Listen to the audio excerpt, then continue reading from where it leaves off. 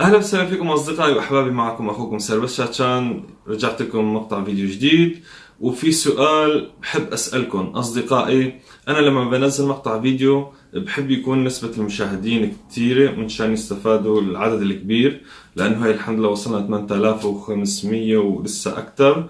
بتشكركم على الدعم. سؤالي هو اي يوم من الايام الاسبوع هو اريح لكم؟ يعني بتكونوا موجودين بالبيت او بتتمرنوا، وبيكون لسه احسن اذا كتبتوا بتعليق كمان اي ساعة اللي بتناسبكم.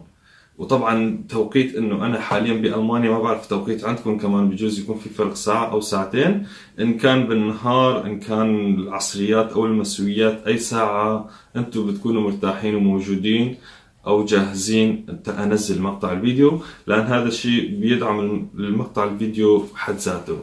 تمام اصدقائي، هذا كان سؤالي، بتمنى بتكتبوه بتعليق اي يوم بيناسبكم واي ساعة.